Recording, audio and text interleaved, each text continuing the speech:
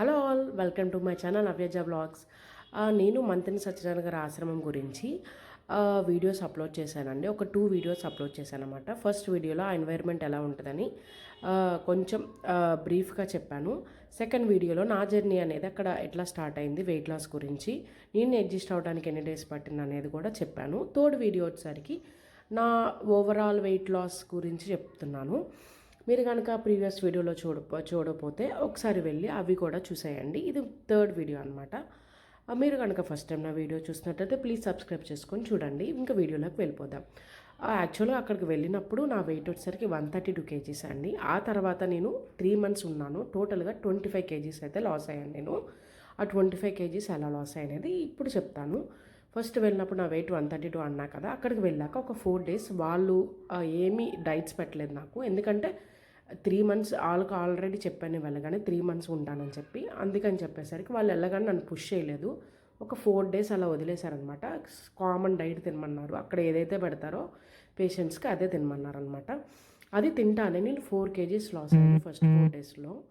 ఆ తర్వాత juice diet చేశానండి. 5th day నుంచి జ్యూస్ డైట్లో పెట్టారు. జ్యూస్ డైట్లో 5 జ్యూసెస్ ఇచ్చేవాళ్ళు. 2 hours ఒకసారి 2 hours ఒకసారి చప్పున. అవి కూడా నేను 1 month చేశాను జ్యూస్ డైట్ అనేది. ఫస్ట్లో అయితే అసలు ఉండగలనా లేదా అనుకున్నాను యాక్చువల్గా. ఆ జ్యూస్ డైట్లో అయితే సక్సెస్ఫుల్లీ ఒక 12 kgs 13 kgs అట్లా లాస్ అయ్యాను. ఆ తర్వాత నాకు విటమిన్స్ డౌన్ అయ్యి యాక్చువల్గా ప్రోటీన్స్ ఓన్లీ మినరల్సే వెళ్తాయి కదా జ్యూసెస్ తాగితే. ప్రోటీన్స్ అవి వెళ్ళకపోయేసరికి నాకు విటమిన్ టెస్టులు చేయించుకుంటాం కదా ప్రతి 1 monthకి అక్కడ. అవి డౌన్ అయ్యేసరికి ట్యాబ్లెట్స్ వాడాలని చెప్పారు. ఆ తర్వాత ఫ్రూట్ డైట్ షిఫ్ట్ అయ్యాను. ఫ్రూట్ డైట్ కూడా 15 to 20 days చేశాను. ఆ తర్వాత ఫెస్టివల్ వచ్చేసరికి కొంచెం ఫుడ్ తీసుకున్నాను. ఆ తర్వాత ఇంకా నార్మల్ ఫుడ్లోకి వచ్చాను అనమాట. పొద్దున్నే మొలకలు పెట్టేవాళ్ళు. మొలకలు విత్ ఏంటది ఖర్జూర, కొబ్బరి ఉండేవి. మన ఆప్షన్ అండి. మనకి డాక్టర్ ఏది రాస్తే ఆ డైట్ తీసుకోవాలి అక్కడ. మధ్యాహ్నం వచ్చేసరికి 2 chapati with lot of curry ఎంతైనా తినొచ్చు అక్కడ, అన్లిమిటెడ్ అనమాట. ఈవినింగ్ వచ్చేసరికి ఫ్రూట్స్ పెట్టేవాళ్ళు అక్కడ. యాక్చువల్గా ఫుడ్ గురించి చెప్పుకోవాలంటే మంతిని ఆశ్రమం స్టార్ట్ చేసినప్పుడు ఫుడ్ అనేది చాలా రాగా ఉండేదంట.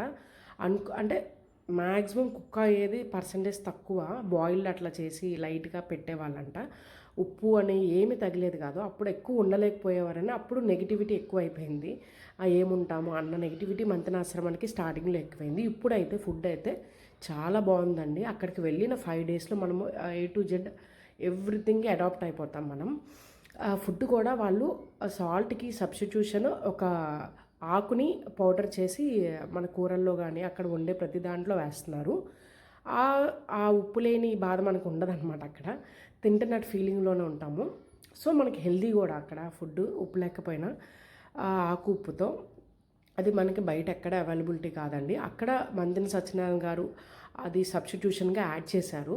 అట్లా కొన్ని చేస్తారు కదా, ఏమంటారు సంథింగ్ పరిశోధనలు చేశాక యాడ్ చేశారనమాట అవన్నీ. ఇప్పుడైతే ప్రజెంట్ అయితే ఫుడ్ అయితే చాలా బాగుందండి. ఫస్ట్ 5 daysలో అయితే మీరు పక్కా సెట్ అయిపోతారు. ఆ తర్వాత యాక్టివిటీస్కి వచ్చేసరికి నేను ఫస్టే ఎక్కువ యాక్టివిటీస్ చేయలేదు. ఓవర్ వెయిట్ మీద ఒక 10 to 15 kgs తగ్గాక చేయమన్నారు. అలాగే నా వెయిట్ 15 kgs తగ్గాక యాక్టివిటీ స్టార్ట్ చేశాక చాలా ఇంచ్ లాస్ వచ్చింది. ఇప్పుడు మీరు చూసే పిక్స్ అన్నీ కూడా నా వెయిట్కి అండ్ కొన్ని ఫుడ్ పిక్స్ కూడా యాడ్ అవుతాయి. నేను ఎక్కువ వీడియోస్ తీయలేదు, ఎందుకంటే అప్పుడు నాకు ఇట్లా వీడియో చేస్తాననే అంత ఐడియా లేదు కదా. లేకపోతే ఇంకా బ్రీఫ్గా తీసేదాన్ని. జస్ట్ ఇవి మీకు ఇన్ఫర్మేషన్ తెలియాలి, ఇన్ని కేజీస్ లాస్ అయ్యాను అండ్ ఆల్సో హెల్త్ ఇష్యూ కూడా చాలా బెటర్ అయింది అని చెప్పడానికేనండి.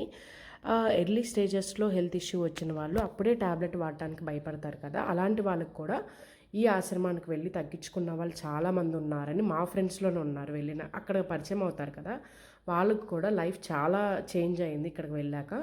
సో మీరులో కూడా ఎవరైనా వెళ్ళాలి, మేము ఇట్లా వెయిట్ లాస్కి కానీ లేకపోతే రికవరీకి కానీ వెళ్ళాలనుకుంటే హ్యాపీగా వెళ్ళొచ్చండి ఆలోచించకుండా. అంతేనండి. ఈ వీడియో కనుక మీకు యూస్ఫుల్గా ఉంటే కనుక లైక్ చేసి షేర్ చేయండి. Thanks for watching till now. Thank you.